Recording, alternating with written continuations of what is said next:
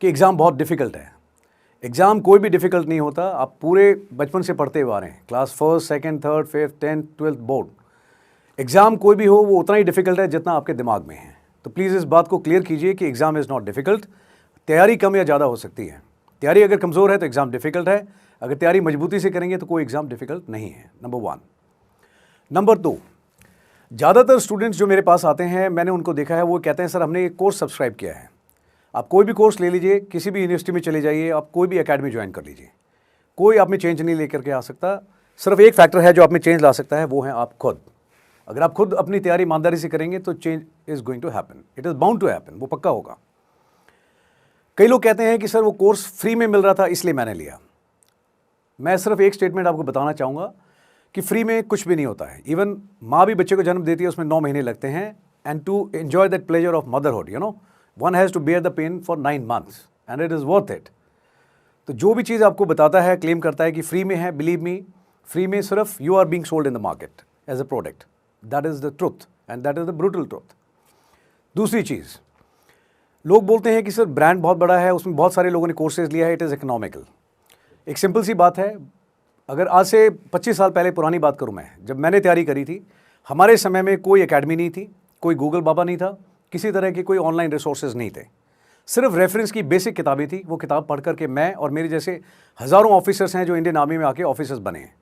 अगर हम basic needs के साथ में कर सकते हैं, तो अगर आप अपना शिद्दत से और अच्छे से तैयारी करेंगे तो आप भी कर सकते हैं, यकीनन। नाउ, तैयारी कैसे करनी चाहिए? अगेन आपको बताया जाता है, कोई कहता है 60 दिन का क्रैश कोर्स, कोई कहता है 100 दिन में गारंटेड आपकी सक्सेस। सक्सेस की कोई गारंटी नहीं होती। सक्सेस की गारंटी सिर्फ आप दे सकते हैं, और वो तब आएगा जब आपका काम करने का तरीका ठीक होगा। तो सबसे पहले मैं आपको ये बताऊंगा कि तैयारी कैसे करनी चाहिए। ये 30 दिन, 60 दिन, 100 दिन का जो आप कैप्सूल लेकर के चलते हैं, हर एक इंडिविजुअल का पढ़ने का तरीका, खुद की काबिलियत सब अलग होती है। किसी को बात जल्दी समझ में आती है, किसी को समय ज़्यादा लगता है। तो आप खुद अपनी जांच कीजिए और देख लीजिए कि आपको कौन सा सब्जेक्ट या ओवरऑल जो सिलेबस है कवर करने में कितना टाइम लगेगा, आपकी कॉम्प्रिहेंशन पावर कितनी है, आप कितनी देर पढ़ाई करते हैं। ये सारी चीज़ें हैं जिसके बेस पे तय होगा कि आप 60 दिन में कंप्लीट करेंगे या 100 दिन में। बट एक बेसिक जो ब्रॉड स्ट्रेटजी है वो मैं आपको अभी बताता हूँ। नंबर 1, अगर मैंने तैयारी करनी है, मैं सबसे पहले क्या करूँगा, मैं सबसे पहले इंडियन आर्मी या एयरफोर्स या नेवी की ऑफिशियल वेबसाइट पर जाऊँगा, डायरेक्ट फ्रॉम हॉर्सेज माउथ, बजाय किसी एकेडमी या किसी ऑनलाइन सोर्स में जाने के लिए। जो आपका एग्ज़ाम लेगा उस एजेंसी के द्वारा आपके लिए जो मापदंड बताया गया है, जो सिलेबस है, मैं उसकी कॉपी, एक प्रिंट आउट निकालूंगा। प्रिंट आउट निकालने के बाद में आपको देखना चाहिए कि क्या उसके अंदर ऐसे सब्जेक्ट्स हैं, सब्जेक्ट वाइज आपको देखना चाहिए डिटेल में कि इस सब्जेक्ट के अंदर 1, 2, 3, 4 ये 4 वो चीज़ें हैं जो मेरी पकड़ में हैं, मेरा कोर कॉम्पिटेंसी है और इसके अंदर मैं बिल्कुल यकीनन बहुत अच्छा करूँगा। दूसरी चीज़, आपको अपने ग्रे एरियाज आइडेंटिफाई करने चाहिए कि ये वो सब्जेक्ट हैं जिसके अंदर मेरी कमज़ोरी है। आपको वो अलग से फ्लैग करना चाहिए ताकि आप उस पर ज़्यादा जोर लगा सकें, ज़्यादा उसको अच्छे से अपनी पकड़ मजबूत कर सकें। पहली चीज़, ज़्यादातर स्टूडेंट्स को मैंने देखा है, उनको ये भी नहीं पता होता कि कहाँ से उन्होंने सिलेबस निकालना है। वो गूगल ओपन सोर्सेज से लेते हैं। नो, गलत तरीका। आप जो वेबसाइट है ऑफिशियल, वहाँ से निकालिए एक सिलेबस की कॉपी और एक पुराना सैम्पल पेपर। 2 चीज़ें लड़ाई के लिए बहुत ज़रूरी हैं। और उसके बाद में सिलेबस निकालने के बाद में पहली चीज़ जो मैं आपको सजेस्ट करूँगा वो आपको ये करना चाहिए, अगर 3 घंटे का आपका एग्ज़ाम है, आप लड़ाई में जिस हालत में आपने जाना है, बिल्कुल उन्हीं परिस्थितियों में आपको लड़ाई के लिए तैयारी करनी चाहिए। एक अच्छा और काबिल स्टूडेंट मैं उसको मानता हूं जो 3 घंटे का पेपर बिल्कुल टेबल कुर्सी पे बैठ के एक बारी में अटेम्प्ट करके देखे। बिफोर यू स्टार्ट प्रिपेयरिंग, सबसे पहली चीज़ आपको ये करनी चाहिए। इसको करने से 2 चीज़ें होंगी। पहली चीज़, आपको पता लगेगा कि आपका प्रेजेंट लेवल ऑफ प्रिपरेशन कितना है। आपको आइडिया होगा कि 100 में से 50% मेरी तैयारी है या 60% है या 40% है। आपको अपनी प्रेजेंट रियलिटी चेक हो जाएगा और आपको अपनी कमज़ोरी भी जाहिर हो जाएगी। अगर आपको ये 2 रियलिटी चेक आप ठीक से कर लेते हैं तो आप अपनी तैयारी उसी मुताबिक अच्छी कर पाएंगे। दूसरी चीज़, सिलेबस लेने के बाद में और एक टेस्ट देके रियलिटी चेक करने के बाद में आपको अपनी पढ़ाई के लिए एक माहौल बनाना चाहिए। ज़्यादातर स्टूडेंट्स हैं जो 2 नंबर से या 3 नंबर से रहते हैं और कंप्लेन करते हैं बाद में कि सर सिर्फ 3 नंबर से मैं रह गया। एंड मैंने उनको रोते हुए देखा है, बट मैंने उनको कभी सिंपैथी नहीं दी। मैंने हमेशा डांट ही लगाई है और ये बताया है कि अगर 3 नंबर से, 5 नंबर से, 10 नंबर से फेल हुए हैं, उसके 2 मेजर रीजंस हैं। नंबर 1, जो बार बार एनवायरनमेंट में बताया जाता है थ्रू डिफरेंट सोर्सेज कि कट ऑफ इस साल इतना गया है, दैट इज़ नंबर 1 रीज़न। और दूसरी चीज़, आपका तैयारी करने का तरीका। 100% जिम्मेदारी आप ही को लेनी पड़ेगी अगर आप ये 10 या 15 नंबर से अगर रह गए एग्जाम में। मैं ये जानना चाहता हूँ और बताना चाहता हूँ आपको कि जो बेस है कट ऑफ, अगर 300 नंबर का एग्ज़ाम है, अगर आपको बताया जाता है 120 कट ऑफ है, आप कट ऑफ के बारे में क्यों सोचते हैं? जब आप कट ऑफ के बारे में सोचते हैं तो आपका माइंडसेट उसी लेवल पे जाता है, आप तैयारी ही 120 के हिसाब से करते हैं। अब दैट इज़ एब्सोल्युटली डिजास्टर, गलत बात है। जब 300 है तो आपकी नज़र अगर ऊंची रखोगे तो 300 नंबर आपके ज़्यादा से ज़्यादा लेने की कोशिश करनी चाहिए, ताकि आप बार सेट कर सकें दूसरों के लिए, ना कि बेस पे देखें, वो गलत बात है। दूसरी चीज़, पढ़ाई करने का तरीका। कई लोग हैं जो कुर्सी पे, सोफे पे, अपना बेड पे अलग अलग जगह बैठ करके पढ़ाई करता है। Now that is not how good student should study. अच्छा सिपाही वो है जिसकी ड्रेस कोड हथियार बिल्कुल सिखलाई के मुताबिक हो।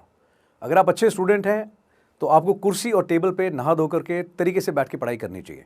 एक अच्छा बॉडी पोस्चर होना चाहिए, रेफरेंस की किताब के सिवाय बाकी टेबल पे कुछ नहीं होना चाहिए। अगर उस माहौल पे पढ़ोगे, टेबल पे अगर आप सीधे बैठ के पढ़ाई करेंगे, मैं गारंटी देता हूँ आपको कि आपका बॉडी पोस्चर ठीक रहेगा, आपको जिम्मेदारी का एहसास होगा कि मैं किसी काम करने के लिए बैठा हूँ, not to waste time. That's very very important. और दूसरी चीज़, कट ऑफ पे ध्यान ना दे करके मैक्सिमम नंबर की तरफ देखो। नज़र ऊंची रहेगी, नंबर यकीनन ज़्यादा आएंगे। ना पढ़ाई करने का तरीका, ज़्यादातर स्टूडेंट से मैं जब पूछता हूँ कि आपका पढ़ने का तरीका क्या है, तो बताते हैं सर मैंने इतने दिन में कोर्स किया था, फिर मैंने मॉक टेस्ट दिए थे, और उसके बाद में फिर मैंने सर ये किया था। एंड व्हेन आई आस्क कि रिवीजन कितनी करी, तो ज़्यादातर स्टूडेंट्स का कहना होता है सर रिवीजन तो सर एक बार करी थी या 2 बार करी थी। गलत तरीका है। बड़ा सिंपल सा एक तरीका बताता हूँ जो मैंने एक बार नहीं कई बार ट्राई करके देखा है। जब स्कूल में था तब भी, कॉलेज में भी, और उसके बाद में फ़ौज में भी, प्रोफेशनल कोर्सेज में भी। और मैं कभी उस चीज़ में, मुझे नहीं लगता कि मुझे कभी फेलियर का सामना करना पड़ा। प्रोसीजर बहुत सिंपल सा है।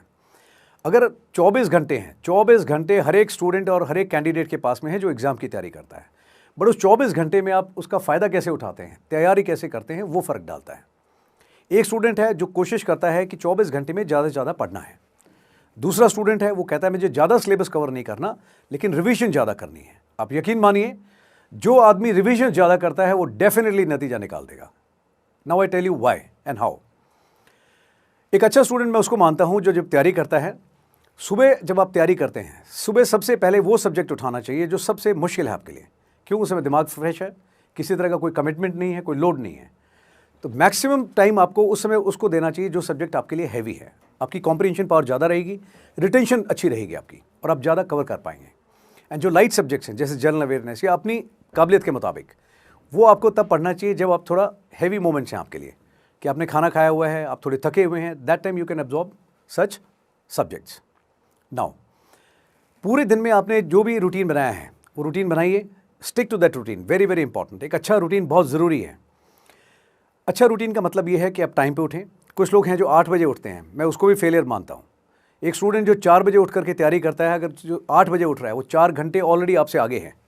अगर एक दिन में 4 घंटे हैं तो आप हिसाब लगाइए, एक हफ्ते के अंदर 7 दिन है, 28 घंटे। एक हफ्ते में 28 घंटे आपसे ज़्यादा आउटपुट दे रहा है।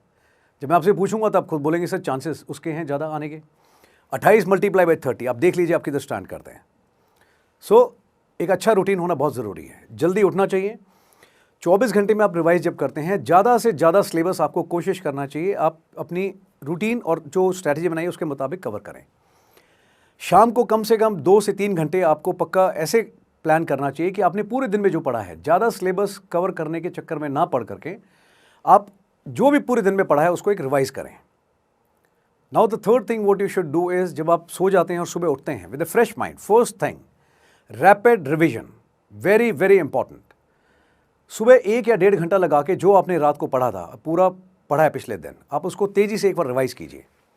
जब आप इस तरह से करते हैं तो 3 रिविजन्स आप 24 घंटे की साइकिल में करते हैं। अब मैं अगर सवाल पूछूं आपसे, आप खुद पूछ के देखिए अपने आप से, कितने लोग ऐसे हैं जो इस तरह से रिवाइज करते हैं? नहीं करते। 99% नहीं करते हैं। पूरे दिन में एक बार पढ़िए, फर्स्ट रिवीजन, रात को एक बार सोने से पहले फास्ट रिवाइज किया, दूसरी रिवीजन, सुबह फास्ट रैपिड पेस पे आपने एक और रिवाइज किया, 3 रिवीजन्स। साइंटिफिक तौर पे ये बात सिद्ध है कि एक आदमी 84% तकरीबन एक दिन के अंदर जो पढ़ता है, जो समझ में आता है, वो भूल जाता है। लेकिन जब आप 3 बार रिवाइज करते हैं तो आपकी रिटेंशन पावर ज़्यादा रहती है। तो जब आप 3 रिवीजन करते हैं एक दिन में तो आपका आउटपुट डेफिनेटली ज़्यादा आएगा, और ये चीज़ आपको ज़्यादा मार्क्स दिलाएगी, मार्क्स में, कंपटीशन में। That is one. जैसे जैसे आपका सिलेबस कवर होता जाता है, सिलेबस कवर होता जाता है, लेकिन आप रिविजन्स अपनी कम करते जाते हैं। फौज के अंदर एक एग्ज़ाम होता है, डिफेंस सर्विसेज स्टाफ कॉलेज, तकरीबन 6 सब्जेक्ट्स होते हैं टोटल, और तकरीबन 3000 पेज से भी ज़्यादा सिलेबस होता है, दुनिया भर के सब्जेक्ट्स हैं। एंड उसको इतना रिवाइज करते हैं लोग, पूरी साल भर तैयारी करते हैं कि 3000 को 30 पेज में सिमटा देते हैं। That is how you should make notes. बहुत सारे लोगों को वहम है कि मेरे पास ज़्यादा बुक्स हैं, ज़्यादा नोट्स हैं, तो मेरी तैयारी अच्छी होगी। नहीं, हिंदी में एक कहावत है कि बेवकूफ़ आदमी का बस्ता भारी। जो जितना बेवकूफ़ आदमी होगा उसके पास उतना ज़्यादा रेफरेंस मटेरियल मिलेगा। स्मार्ट आदमी वो है जो स्मार्ट तरीके से स्टडीज़ करता है। आप अपने सब्जेक्ट को कंसाइज कीजिए। पढ़ने में बड़ा सिंपल सा असूल है। एक अच्छा स्टूडेंट और कैंडिडेट मैं उसको मानता हूँ जिसको कुछ चीज़ें बिल्कुल क्लियर होनी चाहिए। नंबर 1, जब आप पढ़ते हैं अपने सब्जेक्ट को, आपको सेग्रीगेट 3-4 कॉलम्स में करना चाहिए। पहला इज़ मस्ट नो, जो चीज़ मतलब आपको बुनियादी तौर पे पक्का पता होनी चाहिए एग्जाम में, जिसके आने के बहुत चांसेस हैं। आप पुराने पेपर्स देखेंगे तो कुछ चीज़ें बार बार रिपीट होती हैं। That is must know. दूसरा होती है शुड नो, कि आपको पता होना चाहिए ओवरऑल कि ये आ भी सकता है, नहीं भी आ सकता है। और तीसरा होता है कुड नो, कि अगर एक बार आपके नाक के नीचे से निकला है, आपने उस पर नज़र मारी है, तो शायद आपको सही समय पे याद आ जाए। और अगर नहीं भी पढ़ा है तो बेसिक कॉमन सेंस पे भी शायद आप उसको अटेम्प्ट कर पाएंगे। तो सब्जेक्ट जो है, every question is not important, every topic in a subject is not important. तो please segregate in these 3 categories, must know, should know and could know. इससे क्या होगा, आपका जो सब्जेक्ट है आप उसको सेग्रीगेट कर पाएंगे। अकॉर्डिंगली अपना फोकस जो है वो बहुत important, less important and just two important आप जब करेंगे तो आपका टाइम भी अच्छे से मैनेज होगा, आपकी तैयारी भी मजबूत होगी। ठीक है। इसके सिवाय जब आप एग्ज़ाम में आ जाते हैं, आखिरी के आपके पास में 15-20 दिन जब बचते हैं, लास्ट डेडलाइन तक आपने तैयारी नहीं करनी है कि आखिरी के भैया 4 दिन बचे हैं लेकिन तब भी आप पढ़ाई कर रहे हैं। No, that is not a good way, you no.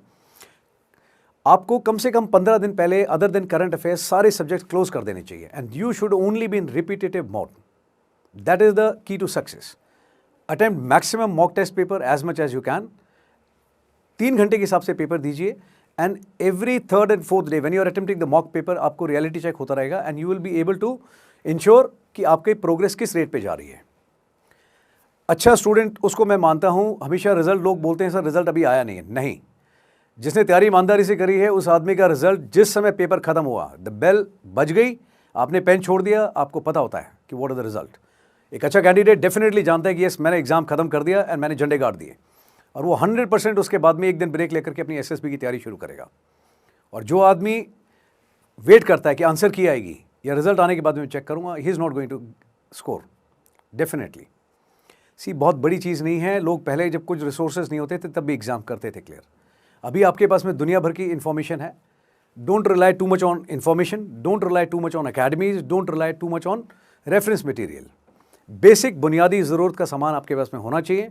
एक अच्छी टेबल सेट कीजिए, एक अच्छा रूटीन बनाइए, सिलेबस ऑथेंटिकेटेड सोर्स से निकालिए, रिवीजन मोड ज़्यादा होनी चाहिए, मॉक टेस्ट आखिरी के 15 दिन में होने चाहिए। एंड अगर कॉन्फिडेंस चेक करना है तो रियल कॉन्फिडेंट मैन मैं उसको मानता हूँ जो 4 दिन पहले या 3 दिन पहले बिल्कुल किताबें क्लोज कर दें and relax yourself. I tried it and मैं कभी फेल नहीं हुआ। 2 से 3 दिन पहले क्लोज कर दीजिए एंड डिटॉक्सीफाई योरसेल्फ, जितना पड़ा हुआ है रिलैक्स। आखिरी तक एंग्जाइटी लेवल अगर हाई रहेगा तो एग्जाम में भी गलत होगा। ठीक है, that is all I have to say in the basic nutshell.